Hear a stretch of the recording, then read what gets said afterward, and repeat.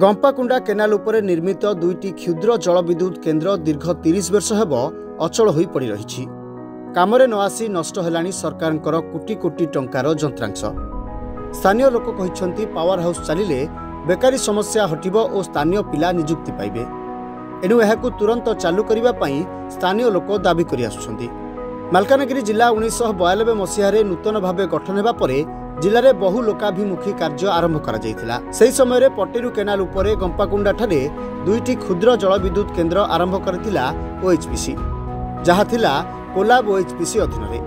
1992 मसीह आरंभ कर 2003 मसीह सरीथिला गंपाकुंडा 1 power house और गंपाकुंडा दरिगुड़ा 2 पावर हाउस काम सरिबा परे अर्थात 2004 मसीह एठारु गोटिए गंपाकुंडा 1 पावर हाउस रु थरके 2 मेगावाट बिजुली उत्पादन होउतिला एवं एठारु कालीमेला ब्लॉक और पड़िया ब्लॉक रो बहु अंचल गाँ लोक सकाळ 7टारू संध्या 6टा पर्यंत बिजुली पाउथिले एवं राति रे बालीमेला जलविद्युत केन्द्रर बिजुली उपभोग करुथिले उपभोक्ता। किंतु एही जलविद्युत केन्द्रटी बहु दिन चली नथिला, जहा फल आरंभर 15 दिन पर यह बंद हो जाइथिबा कहिसंती ग्रामवासी।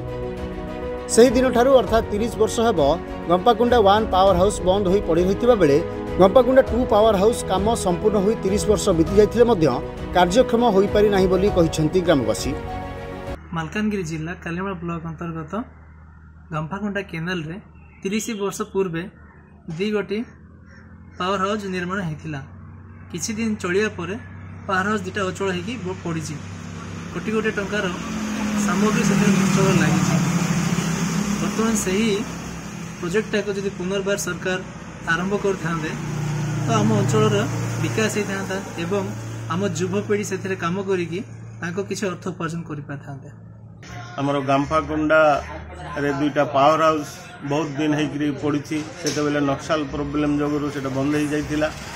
ताईरे बहुत कर्मचारी काम करुले से आज काम धंदा नाई बोलिक बहुत कष्ट पाँच से पावर हाउस 2टा जदि आमर ओडिशा सरकार टिके ध्यान दे था हेले पावर हाउस 2टा चालू हेले बहुत बेकारत्व दूर होता। प्लस जे मैंने अच्छा कर्मचारी से मैंने अल्प पैसा रे काम कर तो से दरमा बढ़ले भल हम बोलिक आम महाभारत न्यूज को आज डाकिक जरिया सरकार को जनाई देवाई चाहूँ जे आमर पावर हाउस 2टा चालू हेले कारण समस्या मतलब बहुत दूर हम एवं ये अंचल जे बेकार पिला माने किसी चाकरी पाई से जीविका बंचाई पारिबो।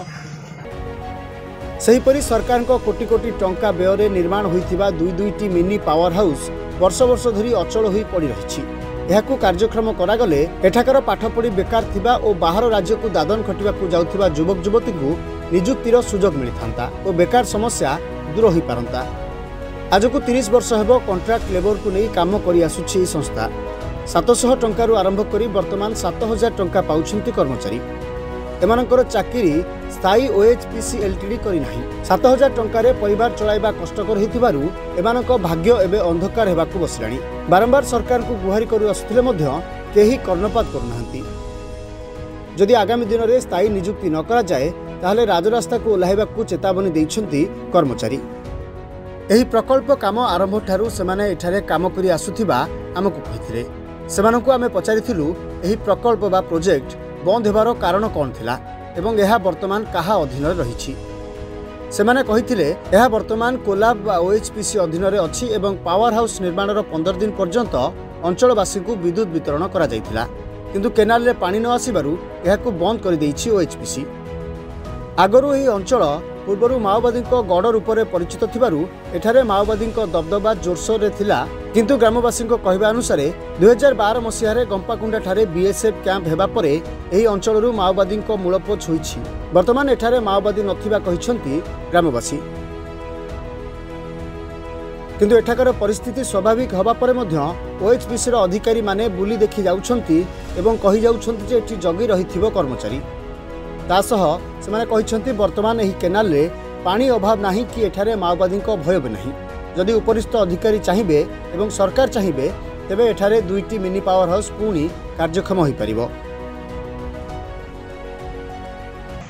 गोटे काम बोले प्रोजेक्ट आरंभ माटी खोला कल टेका इलेक्शन लाइन काम जहाँ सब ये आम पिला द्वारा आम कर ऑफिसर आसुँच छिड़ा उठुँच आम कम आम द्वारा सब काम चलती कि आज जाक है गोटे क्रेन भी आसी ना खाली डायरेक्ट इलेक्शन आम पावर हाउस तैयार कर आरी लाइन मैन भी ये ना लाइन मैन है आम एका खाली जई आसब कहीदेव यहाँ कर बोले आम से लाइन 33 लाइन को काम करूँ स्विच बोर्ड काम करूँ 11 के भी काम करूँ आर डीपी इलेक्शन भी आम करूँ निजे फेब्रिकेट भी आम करूँ आज को ऑफिसर भी कहूँ आसुना जे हाँ यहाँ कर दियो बोली सीटू से फोन करदे आम निजे काम करूँ मात्र आम दरमा देखला 7,000 टका पाऊँ दरमा हेल्ले बढ़ाऊना आमको चाकरी भी देना फास्ट कहले तुमको 2008 पावर हाउस चलले तुमको चाकरी दिया बोली ऑफिसर जाक आमको कहले लगी पड़ी गात खोलवार मटी आण सब कलु चाकरी भी पावर हाउस भी चलला 15 दिन चलला 2 मेगावाट 70 भी बाहरला लोक एरिया भी दिहला 79 दिहला पड़िया दिहला कालमला टाउन दिहला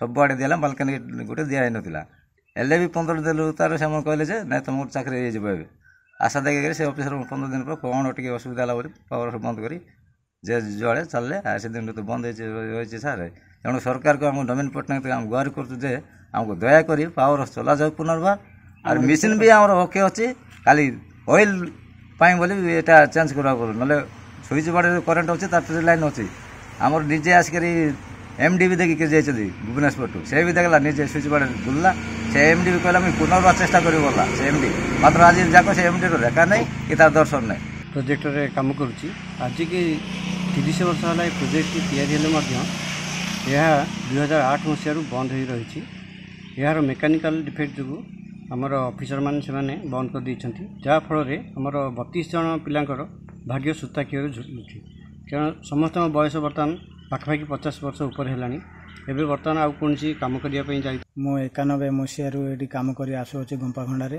पावर हाउस एत वर्ष कम कले एबे पाऊँ दरमा 7,000 टंका 7,000 टंकार पिला को चलवाटा बहुत कष्ट हो जाऊँगी आम केत रिक्वेस्ट कलु सार मान को आम गुहार सब जनइलु तथापि आम कथा कि बुझुना आम कथा बुझिले कौन फिक्सड कि रेगुलर कौन गोटे कले आम बंची था पिला उपकृत होते आम चाहूँ आग को आम कथाटा विचार करिया बोलिकी मालकानगिरी आशीष कुमार बाईं रिपोर्ट रिपोर्टर्स टुडे।